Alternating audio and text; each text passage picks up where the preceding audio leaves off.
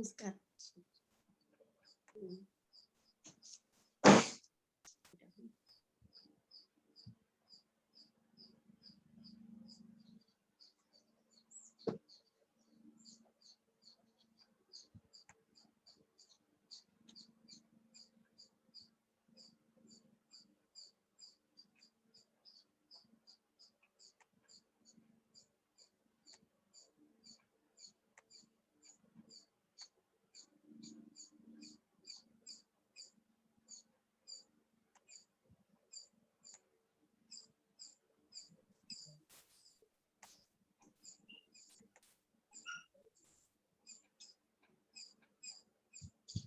Shri Gurubhyo Namaha. Harihi Om. Can you hear my voice? Yes, Swamiji.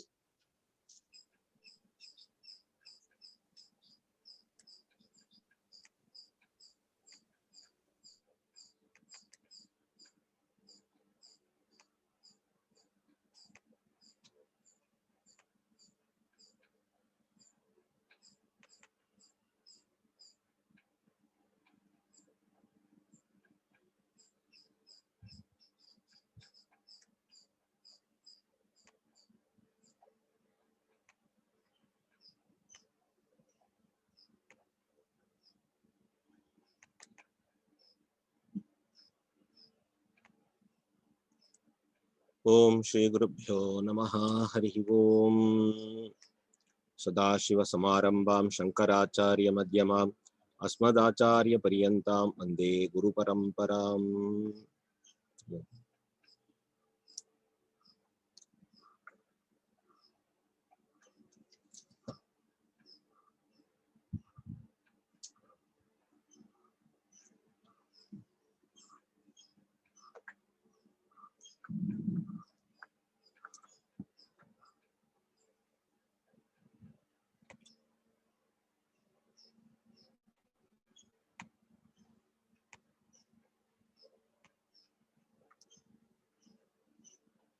Yesterday we studied about the story of 10th man. தசமனுடைய கதையை நேற்றைக்கு தாண்டவராய சுவாமிகள் தன்னைத்தான் அறிந்து கொள்ளக்கூடிய ஒரு விஷயத்துக்காக ஒரு உதாரணமாக சொல்லியிருக்கின்றார். தசபுமான் தன்னை கண்டாற் போல் சத்குரு மூர்த்தியே என்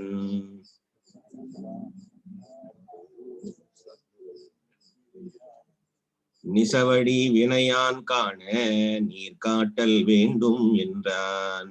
நிசவடி நீர் காண நீர் காட்ட வேண்டும் என்றார். துசி பெறும் இலக்கியார்த்தம் தொம்பதம் தற்பதங்கள். சுசிபதும் இலக்கியார்த்தம் தொம்பதம் தற்பதங்கள். அசிபத வைக்கியம் செய்யும் அது செய்யும் உண்மை கேளாய். அசிபத வைத்தியம் செய்யும் அது செய்யும் உண்மை கேளாய். இப்பொழுது ஒரு ரகசியத்தை தாண்டவராய சுவாமிகள் தன் சிஷ்யனுக்காக ஒரு மாபெரும் ரகசியத்தை எடுத்து சொல்ல வருகின்றார்.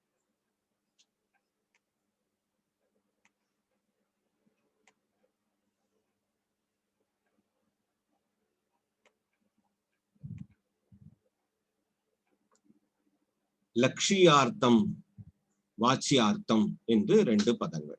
இதை நம்ம இப்ப புரிந்து கொள்ள வேண்டும். எந்த ஒரு விஷயத்தை நாம் காதில் கேட்டாலும் அது ஒரு வெர்பல் டிரான்ஸ்மிஷனா இருக்கும். வார்த்தைகளால் ஒரு சப்தத்தால் சொல்லப்பட்ட விஷயமாக இருக்கும்.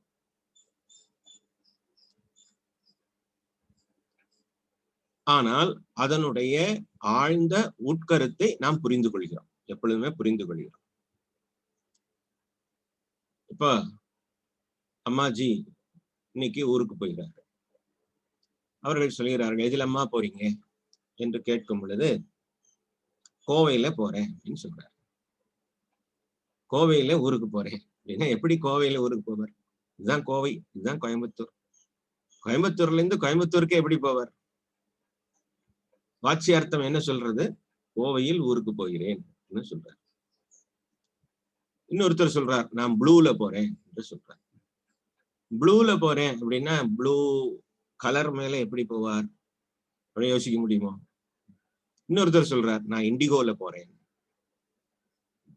இவனுக்கு ஒண்ணும் புரியறது இல்லை. அவர் கோவையில போறார், இவர் ப்ளூல போறார், இவர் இண்டிகோல போறாருன்னா கலர் கலரா போவார்கள் போல இருக்கேன்னு ஒரு யோஜனை ஆயிடும். இது வாட்சியார்த்தம். ஆனா கேட்பவன் அதனுடைய லட்சியார்த்தத்தை உணர்ந்து கொள்கிறான். அது கோவை எக்ஸ்பிரஸ், இது ப்ளூ எக்ஸ்பிரஸ், இது ப்ளூ மவுண்டைன் எக்ஸ்பிரஸ், இது இண்டிகோ பிளைட் என்று உணர்ந்து கொள்வது லட்சியார்த்தம். இது மாதிரி வாட்சியார்த்தமாக சொல்லப்படுவதை நாம் லட்சியார்த்தமாக உணர்ந்து கொள்கிறோம். நேச்சுரலா பிராக்டிக்கலா உணர்ந்து கொள்கிறோம். அது மாதிரிதான் வேதமும் தத்பதமும் தொம்பதமும் இணையாக சமமாக இருக்கிறது என்று சொல்லி இது ஜீவ ஈஸ்வர ஐக்கியத்தை சொல்ல போய். ஜீவனும் ஈஸ்வரனும் எப்படி ஐக்கியமாக முடியும்? ஜீவனும் ஈஸ்வரனும் எப்படி ஐக்கியமாகிறார்கள் என்பதுதான் சாஸ்திரமே. அதுக்குதான் படிக்கணும். பூஜ்ய சுவாமிஜி அவர்கள் ஒரு அத்வைத்தம் துவைத்தம் என்பதை விளக்கறதுக்காக ஒரு கதை சொல்லியிருக்கிறார். அதை இந்த அதிகாலை நேரத்திலே நம்ம கேட்கறது உத்தமம். ஒரு அத்வைத்த குரு இருக்கார். அந்த அத்வைத்த குருவிடம் ஒரு சிஷ்யன் இருக்கிறார். ஒரு அத்வைத குருவிடம் ஒரு சிஷ்யன் படிக்கிறார். இவர் என்ன சொல்லுவார்? தினமும் ஒரே கிளாஸ் தானே, ராமா கோஸ் டு ஃபாரஸ்ட் மாதிரி தினசரி அதே கதை தான். நீதான் பிரம்மன், நீதான் பிரம்மன், நீதான் பிரம்மன். வேற ஒண்ணும் புது விஷயம் எதுவும் இவர் சொல்லி கொடுக்கல. இவனுக்கு அது காதுக்குள்ளேயே போக மாட்டேங்குது. அப்புறம் தானே மூளைக்குள்ள போகும். இவனுக்கு ஒரே டவுட், நான் எப்படி பிரம்மன் ஆக முடியும் என்று ஒரே டவுட். அந்த நேரத்துல கேள்விப்படுறான், இந்த நதிக்கரைக்கு அப்பால ஒரு இடத்துல ஒருத்தர் துவைத்த பாடம் எடுக்கிறார். அவரிடம் போனா நல்ல ஞானம் கிடைக்கும்னு சொல்றார். இவன் அங்க உடனே ஆசைப்பட்டு அந்த குருவிடம் போய் சேர்ந்துடுறான். 12 வருஷம் ஓடுறது. இவன் பெரிய துவைத்த ஞானி ஆயிடுறான். அங்கிருந்து கிளாஸ் எல்லாம் முடிஞ்சு அந்த குரு சொல்றார், 12 வருஷம் உனக்கு பாட்டம் எல்லாம் முடிஞ்சிடுத்து, நீ உன்னுடைய வழியை பார்த்துட்டு போலாம் அப்படின்னு சொன்ன உடனே இவனுக்கு ரொம்ப சந்தோஷம். ஆனா ஒரு ஞாபகம் வருது, நம்மளை எப்ப பார்த்தாலும் திட்டிகிட்டே இருப்பாரு, அந்த குருவை போய் பார்க்கணும். ஒண்ணுமே உனக்கு மண்டையில ஏறுறது இல்லையேன்னு சொல்றாரு, அந்த குருவை போய் பார்க்கணும். பகவானுடைய மகாத்மியங்களை எல்லாம் சொல்லி நம்ம எப்படி சரணாகதி அடையணும் என்பதை பற்றியெல்லாம் அந்த சுவாமிஜியிடம் சென்று சொல்ல வேண்டும் என்று முடிவு பண்ணிக்கொண்டு இவன் திரும்ப இந்த சுவாமிஜி கிட்டே வர்றான். இவனை பார்க்கறதுக்காக வர்றான். அந்த நேரம் பார்த்து அத்வைத்த குரு நீண்ட நாள் தபஸ்ல இருந்ததுனால பெரிய தாடியெல்லாம் முளைச்சிடும். அதனால ஒரு சவரம் பண்றவனை கூப்பிட்டு, நாவிதர் ஒருவரை கூப்பிட்டு அவருக்கு சவரம் பண்ண சொல்றார்.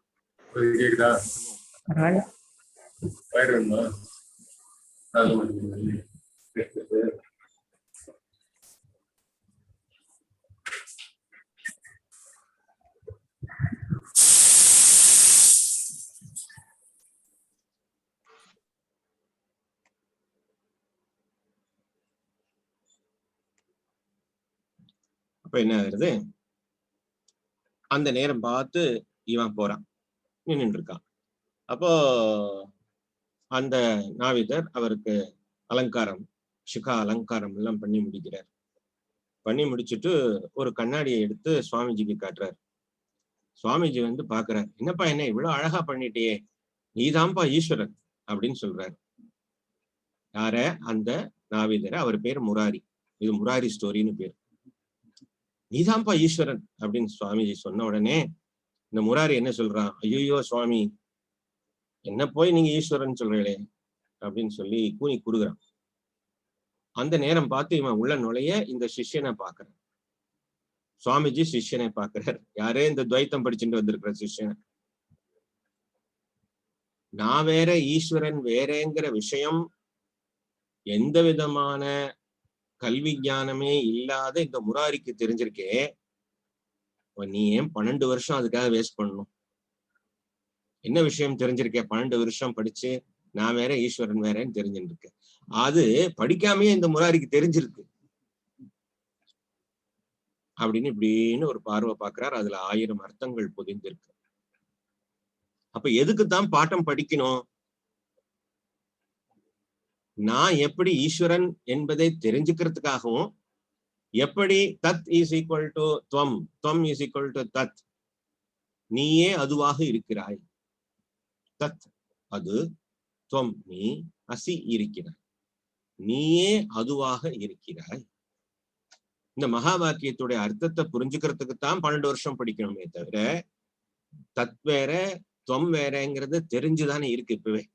நான் அல்பன், அல்பக்ஞன், எனக்கு தெரிஞ்சதெல்லாம் ரொம்ப கொஞ்சம் தான், கையளவு தான் எனக்கு தெரியும்.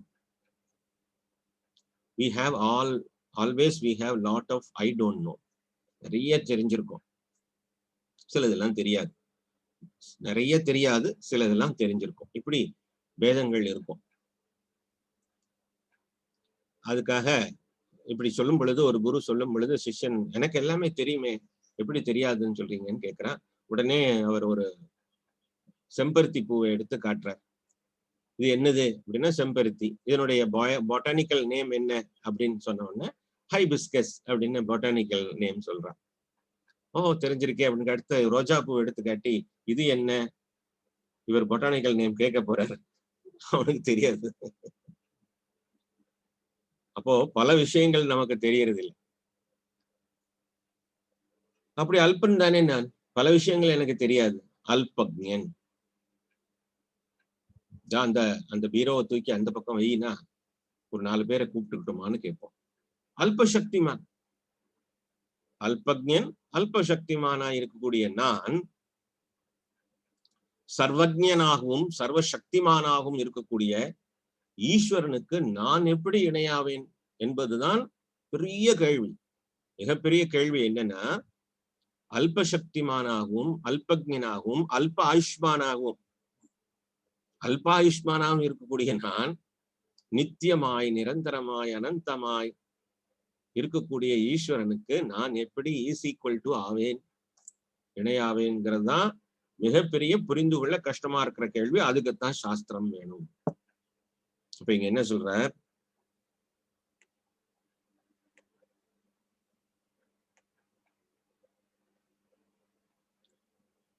தொம் பதம் தற்பதங்கள் அசிபதம் ஐக்கியம் செய்யும் அது செய்யும் உண்மை கேளாய்.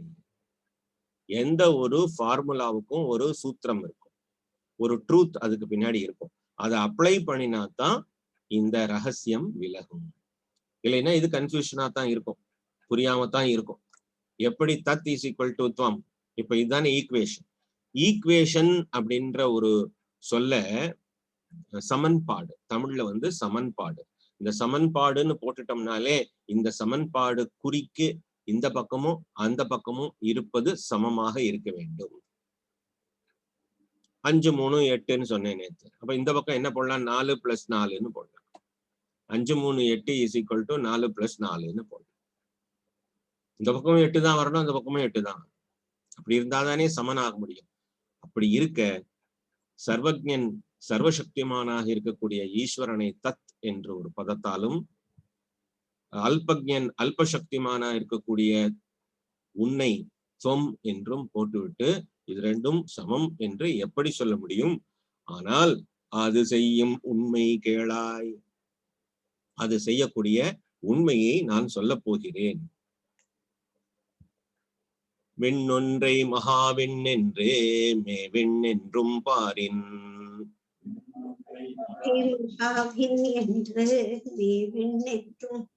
மண்ணொன்று கடவின் என்றே மருவிய சலவின் என்றே, மண்ணொன்று கடவின் என்று மருவிய சலவின் என்று, எண்ணுங் கற்பனை போல் ஒன்றே எங்குமாம் பிரம்மம் ஈசன், மென்னும் கற்பனை வென்றே எங்குமாம் பிரம்மம் ஈசன், அண்ணும் கூடத்தான் சீவனாம் அன்னும் கூடத்தான் சீவனாம் ஆங்குசை தன்யமாமே.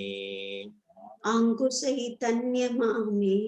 ஆண் நான்கு சைத்தன்யமாமே. சைத்தன்யம் தான் சை தன்யமாமேன்னு போட்டிருக்கார். சைத்தன்யம் என்று அதை எடுத்துக்கொண்டார். பொழுது இந்த இரண்டுக்கும் இருக்கக்கூடிய உபாதிகளை பற்றி முதலியே சொல்லியிருக்கார். ஜீவனுக்கு என்ன உபாதி இருக்கு ஞாபகம் இருக்கா? காரிய உபாதி. ஜீவனுக்கு இருக்கக்கூடிய உபாதி காரிய உபாதி. பரமனுக்கு இருக்கக்கூடிய உபாதி, ஈஸ்வரனுக்கு இருக்கக்கூடிய உபாதி காரண உபாதி. இப்ப இரண்டிலும் காரியம் காரணம் என்ற இரண்டு நிலைகளை நம்ம பார்த்துட்டோம். இந்த இரண்டு நிலைகளையும் நீக்கிக் கொண்டால், இந்த இரண்டு உபாதிகளையும் நீக்கிக் கொண்டால் ஈஸ்வரனும் ஜீவனும் சமமாவார். உபாதி பேதத்தால் தான் இந்த வேறுபாடு இருக்கிறது. அதனாலதான் நம்மால அதை இணை வைக்க முடியல. இதுவும் அதுவும் ஒன்று என்று இணை வைக்க முடியாம இருக்கிறதுக்கு காரணம் உபாதி பேதம்.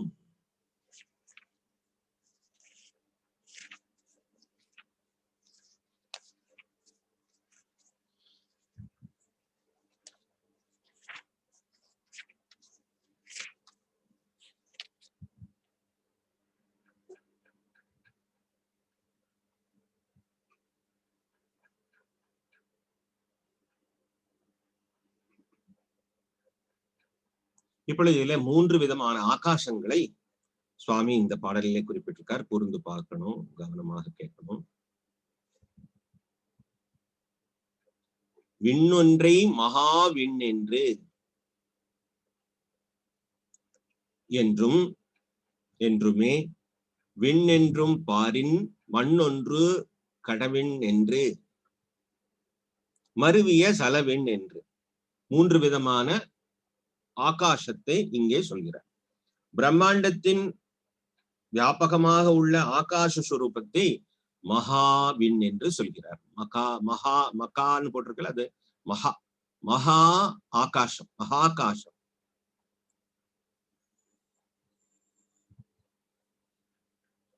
அடுத்தது மேகத்திற்கு அவகாசம் கொடுத்திருக்கக்கூடிய ஆகாசத்தை இரண்டாவது ஆகாசமாக மேகாகாசம் என்று சொல்வார். மேவிண் என்றும் மேகவிண், மேகத்திற்கு அவகாசம் கொடுத்திருக்கக்கூடிய ஆகாசம். மண்ணொன்று கடவிண் என்றும், கடவிண் என்றா கடத்துக்குள்ள இருக்கிற ஆகாசம். இப்ப எத்தனை ஆகாசமாச்சு? 3 ஆகாசத்தை அடையாளப்படுத்தி சுவாமி காட்டுறார். ஒண்ணு மகாவிண் என்று பராகாசம், இரண்டாவது மேகவிண் என்று மேகாகாசம், மண்ணொன்று கடவின் என்று கடவிண் என்று என்றால் கட்டாகாசம்.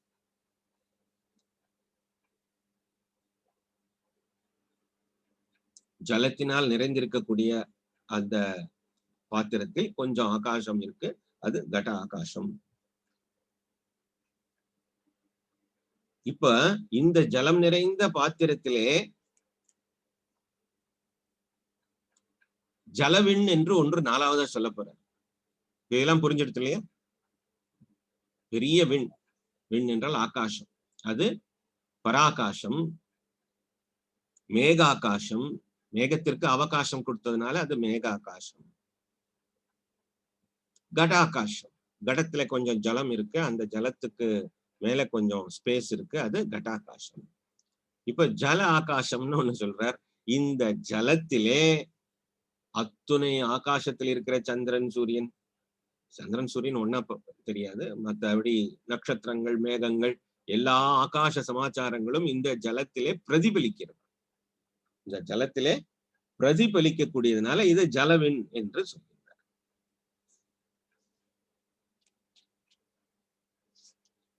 இப்ப இந்த 4க்கும் ஏதாவது வேறுபாடு இருக்கா? இந்த 4க்கும் ஏதாவது வித்தியாசம் இருக்கா? எல்லாமே என்னதான்?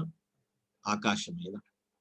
பராகாசம், மேகாகாசம், கடாகாசம், ஜல ஆகாசம் என்று 4 விதமான தோற்றங்களில் இருப்பதை போல் இவையெல்லாம் இருந்தாலும் எண்ணும் கற்பனை போல் ஒன்றே. எங்குமாம் பிரம்மம் ஈசன், ஈசன் அண்ணும் கூட்டத்தான், கூட்டத்தான்கிறது கூட்டஸ்தக, கூட்டஸ்தக. ஜீவன் 4 சைத்தன்யம் ஆமே. 4 விதமான சைத்தன்ய வெளிப்பாடுகளை இப்பொழுது சொல்ல போகின்றார். அப்போ இது மாதிரிதான் இந்த நாம ரூபங்களோடு ஜீவனுக்கு பல பரிமாணங்கள் ஏற்பட போகின்றன. ஆனால் அவன் கூட்டஸ்தனாகவே இருக்கின்றான். இவனே ஜீவ சாட்சியுமாய் இருக்கிறான். ஆகவே கூட்டஸ்தன் தான் ஆன்மாவிற்கு லட்சியார்த்தம். இவன் தான் நிஜஸ்வரூபம். இப்ப நம்ம மீண்டும் அந்த பாடலை படிக்கலாம். விண்ணொன்றை மகாவிண் என்று, மேவிண் என்று, பாரின் மண்ணொன்று கட விண் என்று, மருவிய ஜல விண் என்று. பராகாசம், மகா ஆகாசம், மேக ஆகாசம், கட ஆகாசம், ஜல ஆகாசம் என்று 4 பிரிவுகளாக, பிரதிபலிப்புகளாக இந்த ஆகாசத்தை பார்த்தாலும் கூட எண்ணும் கற்பனை போல் ஒன்றே. இவையெல்லாம் ஒன்றுதான். அதுபோல எங்குமாம் பிரம்மம் ஈசன் அண்ணும் கூட்டத்தான் ஜீவனானான். ஜீவனே பிரதிபலிப்பு தான். அப்ப ஜீவன் வேறு, சைத்தன்யம் வேறு அல்ல. 4 சைத்தன்யமாமே. இவன் 4 சைத்தன்யமாக, சைத்தன்யம் ஒன்றுதான், 4 நிலைகளில் இவன் பிரதிபலிக்கப் போகின்றான். ஜாக்கிரத அவஸ்தையிலும், சொப்னா அவஸ்தையிலும், சுஷுப்தியிலும், துரியத்திலும் இருக்கக்கூடிய ஆன்மா இவன் தான். ஆகையினாலே ஜீவனுக்கு இந்த மாதிரி 4 நிலைகள் இருந்தாலும் ஜீவன் பிரம்மனே என்று இந்த பாடலிலே பூரணம் பண்ணுகின்றார். அப்பொழுது 4 விதமான ஆகாசத்தை சொன்னவர். இந்த பிரிவெல்லாம் எதனால ஏற்பட்டது?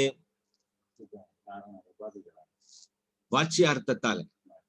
வாட்சியார்த்தத்தால பராகாசம், மகா ஆகாசம், மேக ஆகாசம் இதெல்லாம் வாட்சியார்த்தம். இப்படியெல்லாம் மேக ஆகாசம்னு குறிச்சாலும் அது பராகாசம் தான், கட்டாகாசம்னு சொன்னாலும் அது பராகாசம் தான், ஜலாகாசம்னு சொன்னாலும் அது பர ஆகாசமே. அதுல பேதம் இல்லை. ஆகாசம் எத்தனை இருக்கு? ஒண்ணுதான். 100 குடங்களிலே, 100 கட்டங்களிலே அந்த ஆகாசத்தை அடைச்சு வச்சா கூட உபாதி பேதத்தால் தான் இந்த பிரிவினை இருக்கே தவிர ஆகாசம் ஏகமே, ஒன்றே. அதே போல் பிரம்மம் ஒன்றே என்று அறிந்து கொள்ளுங்கள். இது கற்பனைதான். இப்படி 4 நிலைகளிலே இந்த ஜீவன் பிரதிபலிக்கின்றான். ஜாக்கிரத அவஸ்தையிலே பிரதிபலிப்பான்,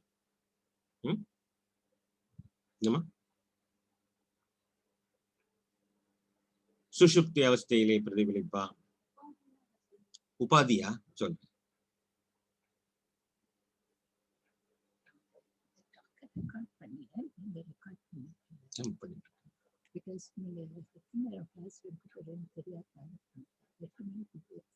ஓகே, இப்ப முடிச்சிடலாம்.